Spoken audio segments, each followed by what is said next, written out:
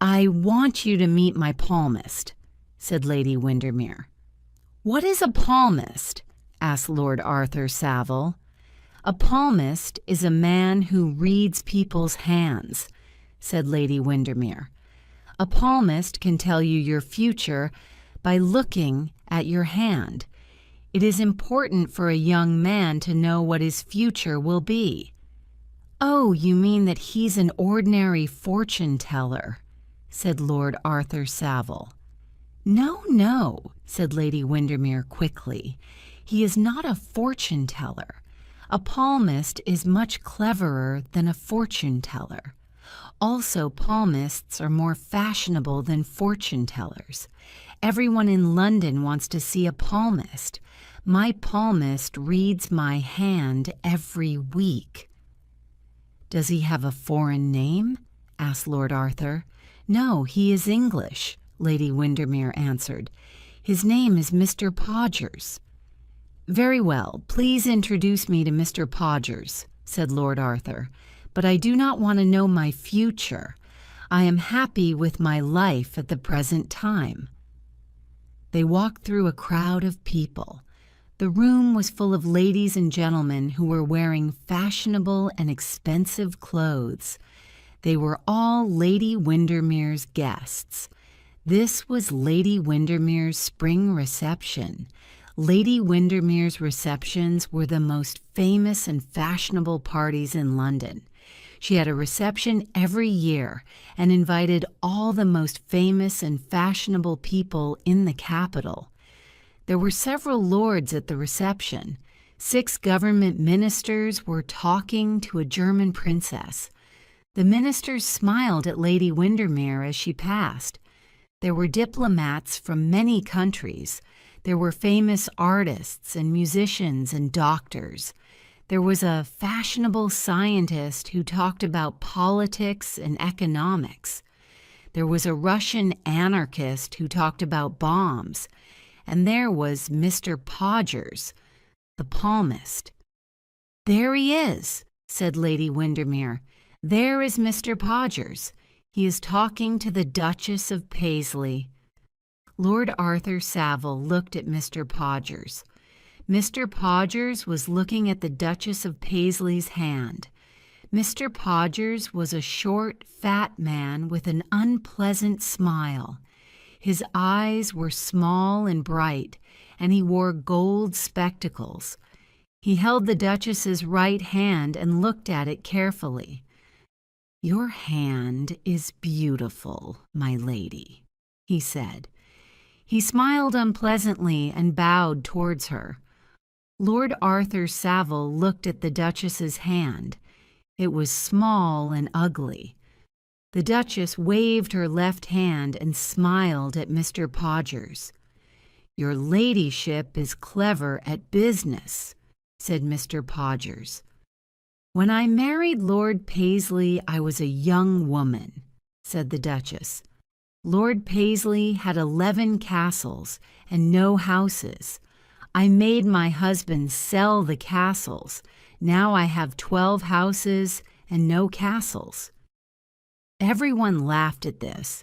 Mr. Podgers laughed most of all. Then everyone wanted Mr. Podgers to look at their hands. But Lord Arthur Savile waited and watched. Sir Thomas, the famous explorer, was next. He held out his hand and Mr. Podgers smiled. "You have had many adventures," said Mr. Podgers. "You have been on 4 long sea voyages. Twice your ship has been sunk. You are planning another voyage to the Antarctic. You had an illness when you were 17 years old. You became rich when you were 30. You do not like cats." "Amazing," said Sir Thomas. "Every word is true. It's quite amazing." "He reads the newspapers as well as hands," Lady Windermere said to Lord Arthur. "It is not difficult to tell the fortunes of famous people if you read the newspapers." "Then you do not believe in fortune-telling," said Lord Arthur.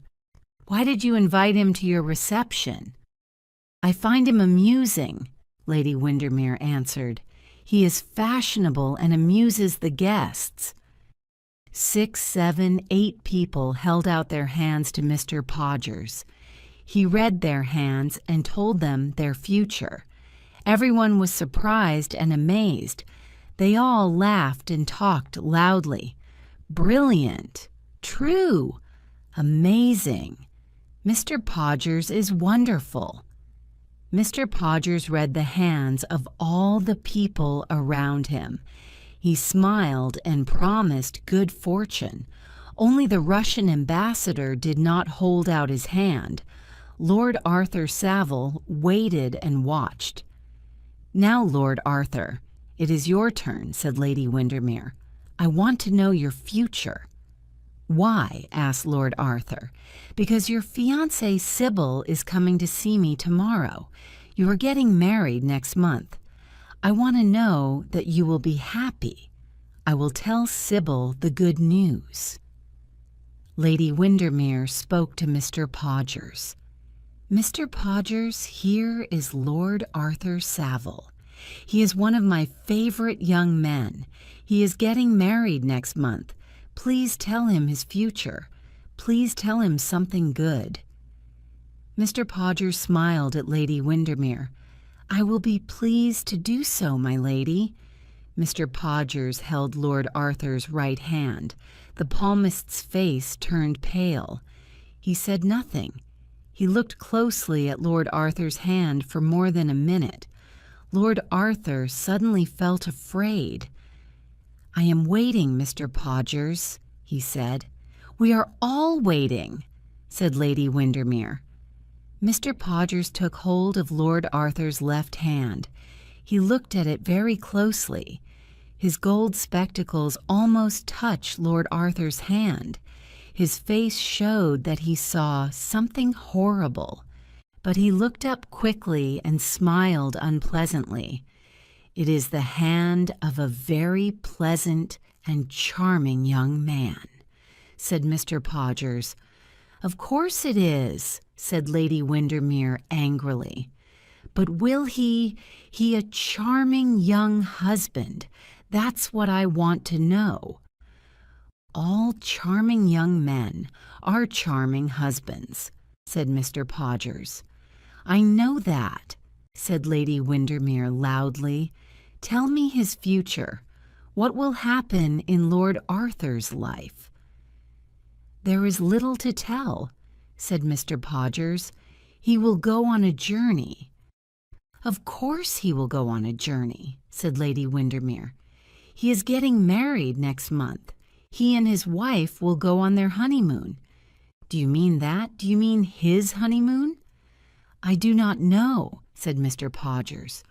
"Also, one of his relatives will die soon." "Who?" demanded Lady Windermere. "Not his sister?" No, not a member of his close family. A distant relative," said Mr. Podgers. "A distant cousin, perhaps." Then he was silent. He said no more. Lady Windermere was angry. This was a bad end to a wonderful evening.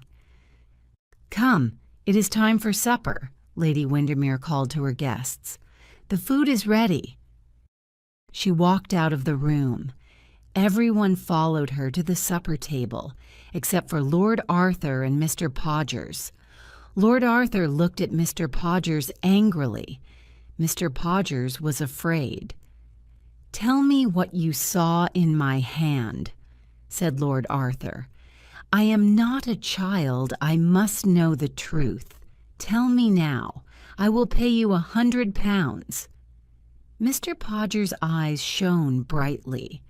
£100 was a lot of money. "Very well," said Mr. Podgers. "Here is my address card. Mr. Septimus R. Podgers, Professional Palmist, 103 Westmoon Street, London. Please send £100 to my office tomorrow. Now I will tell you what I saw, but you will not like it." Lord Arthur Savile took the card.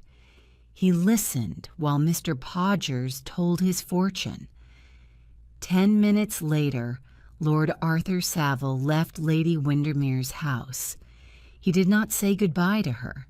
He was worried, upset, and afraid. He walked away from the large house. He walked away from the fashionable street. All the houses in the street belonged to rich men. He walked across Oxford Street and along the unfashionable streets in Soho. This was a poor part of London. A beggar asked for money as Lord Arthur passed. 2 women with thick makeup on their faces laughed at him. He saw a fight in a dark street. He heard a scream from a dark, dirty building. Then a policeman stopped him. "It's not safe for a gentleman to be walking along these streets at night," said the policeman. Lord Arthur thanked him and walked on. Lord Arthur saw another beggar. He put a coin in the old man's hand. This man was poor. Lord Arthur was rich. Was it this man's fortune to be poor? Was it Lord Arthur's fortune to be rich? Was a man's future written in his hand?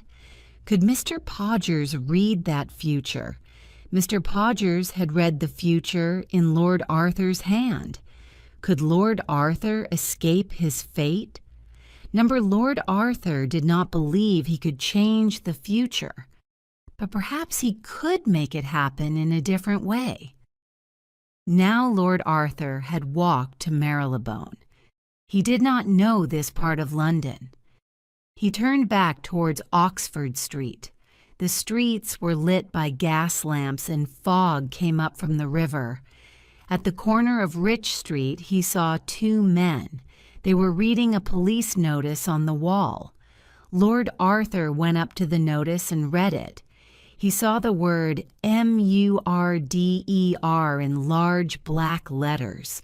There had been a murder in Soho. The notice said the police would pay money for information. There was a drawing of the murderer on the notice. Perhaps a police notice will show a drawing of me one day, thought Lord Arthur. It is my fate to be a murderer. Mr. Podgers says that I will kill someone soon. Lord Arthur walked home to his house in Belgrave Square. He went to bed immediately and did not wake up until 12 o'clock the next day. He thought about his fiancée, Savile. Her photograph was beside his bed. They were going to be married in a month, and he loved her. He also thought about what Mr. Podgers had told him. "You will kill someone," Mr. Podgers had said. "But who will I kill?" Lord Arthur had asked. Mr. Podgers had said nothing. Why did he believe the palmist? It was strange. He had felt afraid when Mr. Podgers spoke.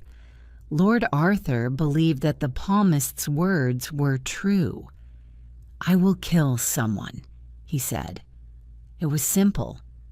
But who? Where? When? The questions went round and round in his head. Lord Arthur Savile decided 2 things. The first was that he could not marry Savile. Not yet. The second was this: "I will make my own future. I will kill someone," he said. Perhaps the decisions were strange, but Lord Arthur had decided what to do. Mr. Podgers had said something else. "One of your relatives will die soon. A distant relative, perhaps a distant cousin." Lord Arthur did not have many distant relatives. There was only his second cousin, Lady Clementina Beauchamp. She was an old lady who lived in Curzon Street. Lord Arthur decided to kill her.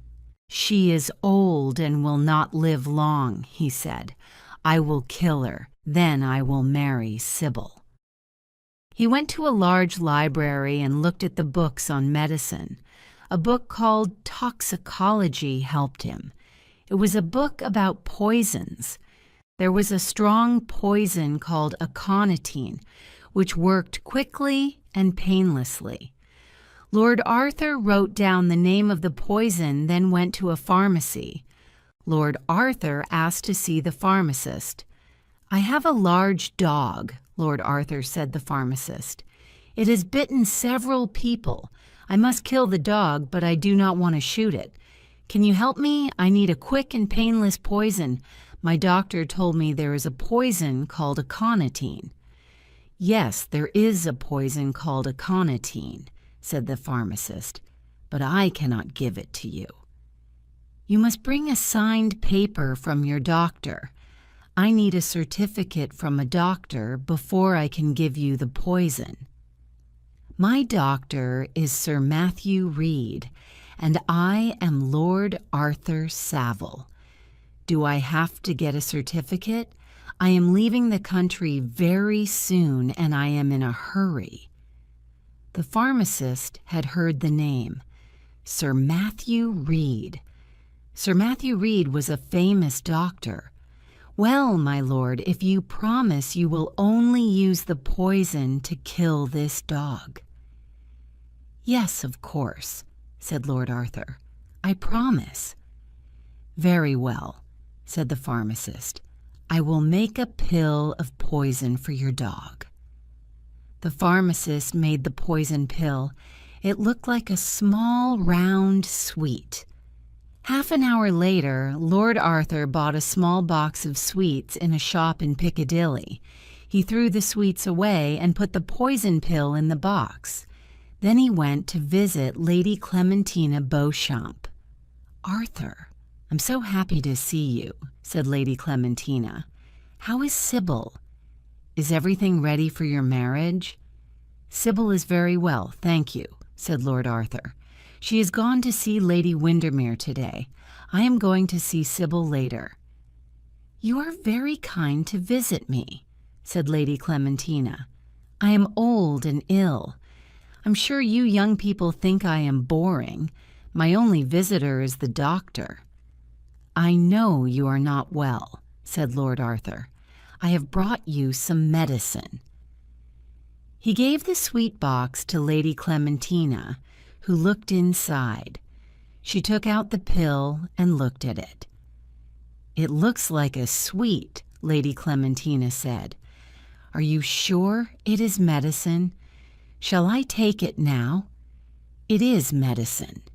"Yes, but do not take it now," said Lord Arthur. "It is a new medicine from America. It is a very good medicine. Take it before you go to bed. It will help you to sleep." "You are very kind," said Lady Clementina. "I will try to remember to take it. I am old and I forget many things, but I will not forget to come to your wedding." Lord Arthur said goodbye to Lady Clementina. Then he went to see Savile at her father's house in Park Lane. He wanted to change the date of their marriage. He wanted to delay their marriage, but he did not want to hurt Savile. Lord Arthur asked Savile to wait. "We will be married, but not yet. Please wait a little longer. Everything will be all right. Believe me." Savile was very unhappy. She did not understand. Why did Arthur want to delay their marriage? Lord Arthur sat and talked with her until late in the evening. Then he took the midnight train to Venice in Italy. In Venice, Lord Arthur met his brother, Lord Surbiton. They were together for 2 weeks, but Lord Arthur did not enjoy his visit to Venice. He was worried and restless. He read the newspapers from England every day. He looked for news of Lady Clementina Beauchamp.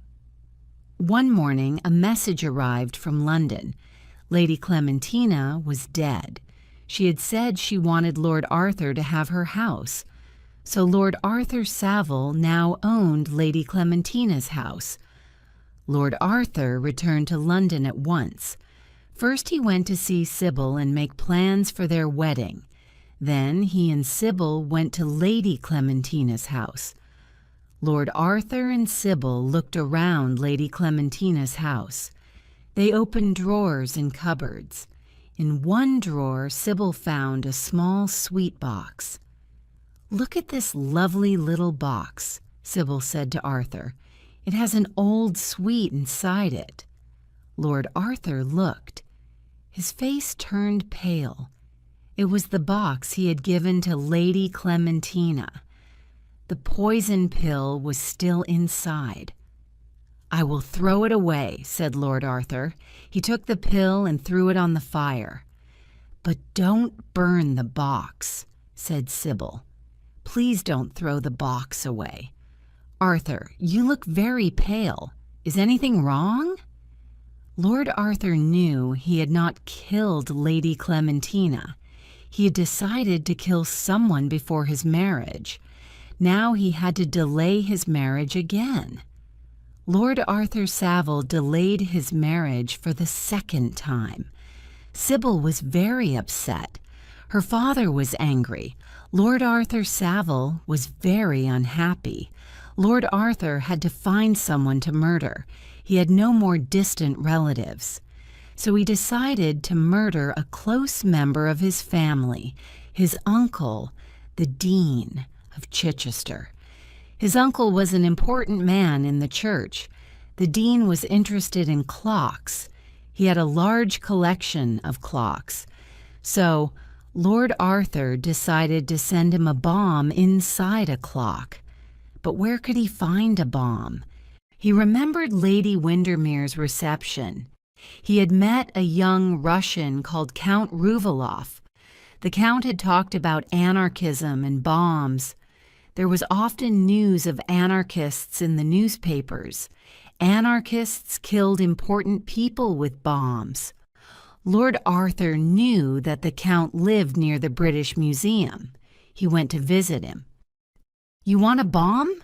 said the Count. "I did not know you were interested in politics." "I have some private business.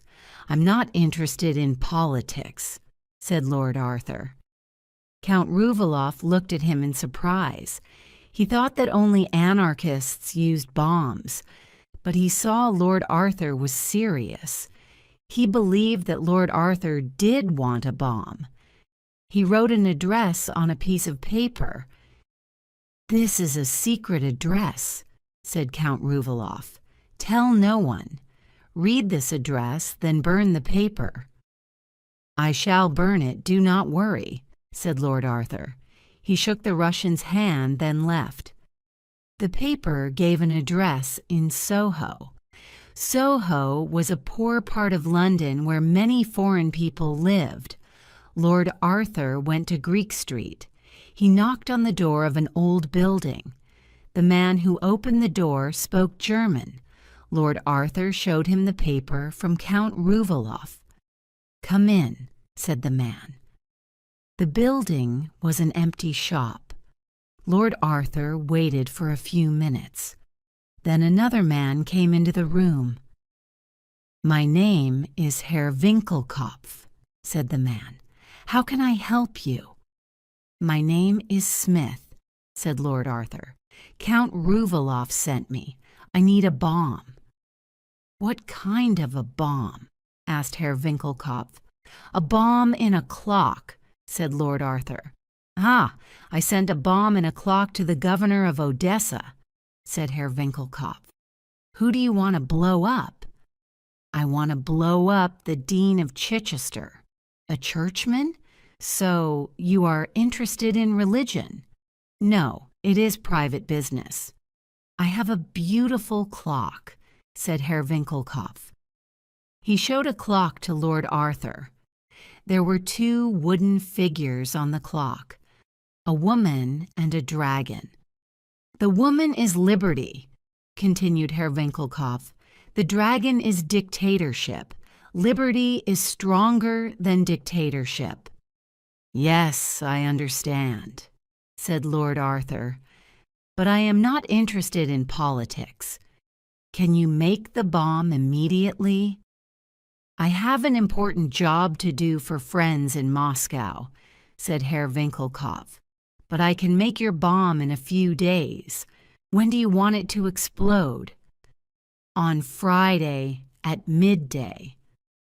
Lord Arthur wrote an address on a piece of paper. Please send it to the Dean of Chichester. Here's the address. Friday at midday, repeated Herr Winkelkopf.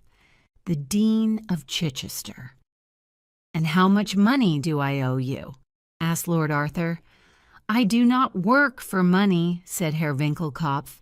I'm an anarchist. I'm working for liberty. Please pay me £5.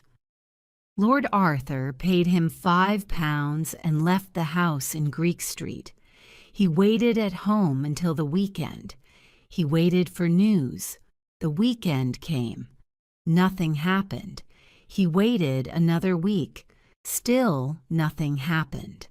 Then he received a letter from the Dean of Chichester. The Deanery, Chichester. Dear Arthur, I am writing to ask you about London fashions. Last week I received a clock, but I do not know who sent it. It is a clever toy. It has an alarm inside like a small hammer.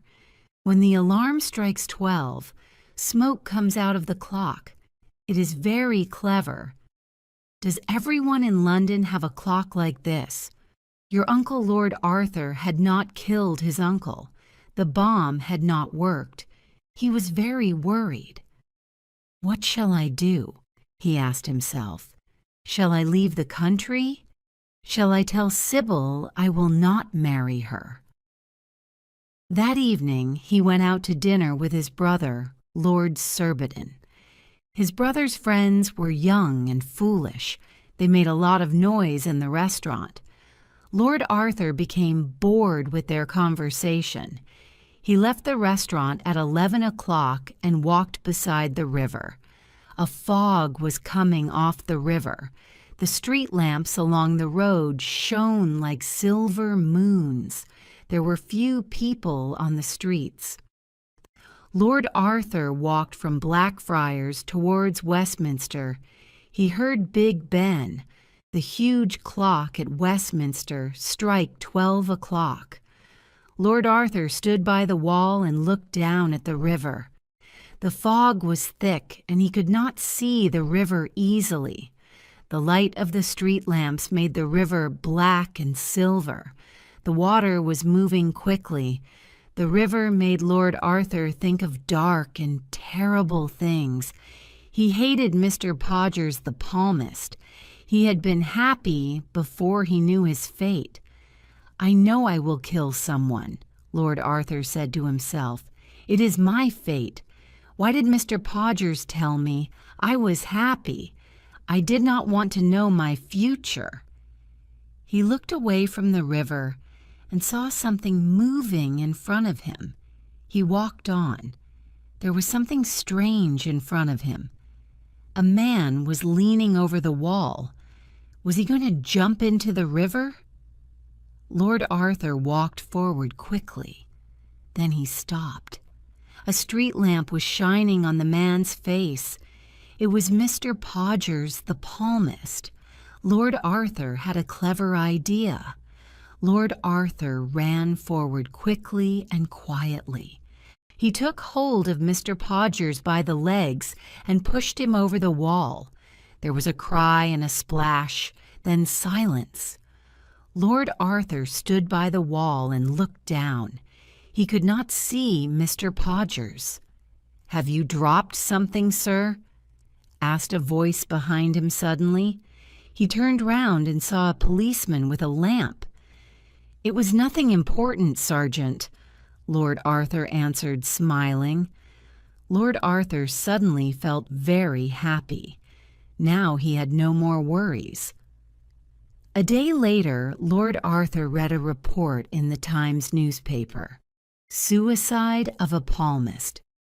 The body of Mr. Septimus R. Podgers was found in the River Thames yesterday. Mr. Podgers was a famous palmist. Police questioned Mr. Podgers' friends. They said that Mr. Podgers had been working very hard. Mr. Podgers was writing a book about reading palms. His friends thought he had become ill because he worked so hard. The police believe that Podgers killed himself by jumping into the River Thames. Lord Arthur ran out of the house and went to Sybil's house in Park Lane. Sybil was looking out of the window. When she saw Arthur in the street, she ran downstairs to meet him. "Sybil, let us get married tomorrow," Arthur shouted. "No, not tomorrow. Let's get married today." "You foolish boy." Sybil was laughing and crying at the same time. She and Arthur were both very happy. After their wedding, Arthur and Sybil visited Lady Windermere. "Are you happy?" asked Lady Windermere. "We are both very happy," said Arthur, "and we hope that you are too." "I have no time to be happy," said Lady Windermere. "I am always looking for new people to invite to my receptions." "I read in the newspaper that Mr. Podgers, your palmist, is dead," said Arthur. "Oh, Mr. Podgers," replied Lady Windermere, "there is a new fashion now. It is called telepathy. I have a telepathist who reads people's minds. I became tired of Mr. Podgers. He could not read the future. He never told me anything useful. I did not believe him." "I believed him," said Arthur. "Everything he told me was true. He has made me very happy." "How has he made you happy?" asked Lady Windermere in surprise. Arthur looked into his wife's eyes and said, "He has helped me to marry Sybil." "What nonsense!" cried Lady Windermere. "I never heard such nonsense."